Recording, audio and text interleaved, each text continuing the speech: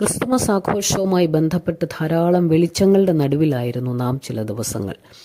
എല്ലാ വീടുകളും ദേവാലയങ്ങളും കടകളും എല്ലാം തന്നെ വെളിച്ചങ്ങളാൽ അലങ്കരിച്ചു വെച്ചിരുന്നു. ക്രിസ്മസ് ട്രീകളുണ്ട്, നക്ഷത്രങ്ങളുണ്ട്, പുൽക്കൂടുകളുണ്ട്. അങ്ങനെ എല്ലാം വളരെ ആകർഷകമായി ഇരുന്നു. ക്രിസ്തുമസ് തീരും, അതോടെ വെളിച്ചങ്ങളെല്ലാം തന്നെ തീർന്നു പോകും. പിന്നെ ഈ വെളിച്ചങ്ങളെ കാണണമെങ്കിൽ അടുത്ത വർഷത്തെ ക്രിസ്തുമസിലേക്ക് നാം എത്തേണ്ടതായിട്ടുണ്ട്.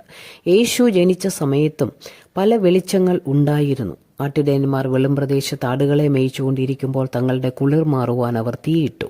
അതിലവർ തീ കാഞ്ഞു, അവരുടെ കുളിർ മാറി. അതോടൊപ്പം ആ ചുറ്റുപാടുകൾ അവർക്ക് കാണാനായിട്ട് കഴിഞ്ഞു.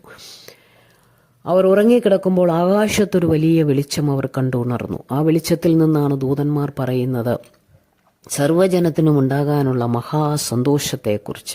ഇരുട്ടിലിരുന്ന ജനം വലിയൊരു വെളിച്ചം കണ്ടു എന്ന് പറയുന്നു. വിദ്വാൻമാർ യേശുവിനെ കാണുവാൻ വരുമ്പോൾ നക്ഷത്രമാണ് അവർക്ക് വഴികാട്ടിയായി വെളിച്ചമായി നിന്നത്. അവർ വന്നു, യേശുവിനെ കണ്ടു, നമസ്കരിച്ചു, അവർ മടങ്ങിപ്പോയി. ഇതൊന്നും തന്നെ യഥാർത്ഥത്തിൽ ഉള്ള വെളിച്ചം അല്ലായിരുന്നു. യോഹന്നാൻ എഴുതിയ സുവിശേഷം അതിൻ്റെ 9-ാം വാക്യത്തിലേക്ക് വരുമ്പോൾ 1:9 പറഞ്ഞിരിക്കുന്നു, ഏതു മനുഷ്യനെയും പ്രകാശിപ്പിക്കുന്ന സത്യവെളിച്ചം ലോകത്തിലേക്ക് വന്നുകൊണ്ടിരുന്നു. അവൻ ലോകത്തിലുണ്ടായിരുന്നു, ലോകം അവൻ മുഖാന്തരമുള്ളവായി, ലോകമോ അവനെ അറിഞ്ഞില്ല. അവൻ സ്വന്തത്തിലേക്ക് വന്നു, സ്വന്തമായവരോ അവനെ കൈക്കൊണ്ടില്ല. അപ്പോൾ സത്യവെളിച്ചം യേശു തന്നെയാണെന്ന് ദൈവത്തിൻ്റെ വചനം നമ്മെ ഓർപ്പിക്കുന്നു. ലോകം അവനെ അറിഞ്ഞില്ല, അവൻ സ്വന്തത്തിലേക്ക് വന്നു, സ്വന്തമായവർ അവനെ കൈക്കൊണ്ടില്ല. എന്നാൽ അവനാണ് ലോകം ഉളവാക്കിയതും അവൻ ലോകത്തിൽ ഉണ്ടായിരുന്നു.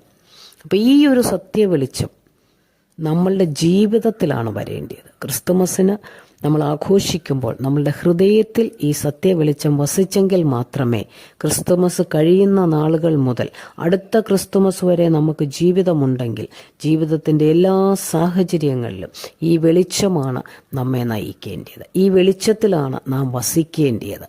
എങ്കിൽ മാത്രമേ നമ്മുടെ ജീവിതം പ്രകാശപൂർണം ആകുകയുള്ളൂ. അവനെ കൈക്കൊണ്ട് അവൻ്റെ നാമത്തിൽ വിശ്വസിക്കുന്ന ഏവർക്കും ദൈവമക്കളാകുവാൻ അവൻ അധികാരം കൊടുത്തു എന്ന 12-ാം വാക്യത്തിൽ പറയുന്നു. നമ്മൾക്ക് മക്കളായിത്തീരാനുള്ള അധികാരം ഈ വെളിച്ചം നമ്മുടെ ഉള്ളിൽ വസിക്കുമ്പോഴാണ്, സത്യവെളിച്ചത്തിൽ നാം ആകുമ്പോഴാണ്.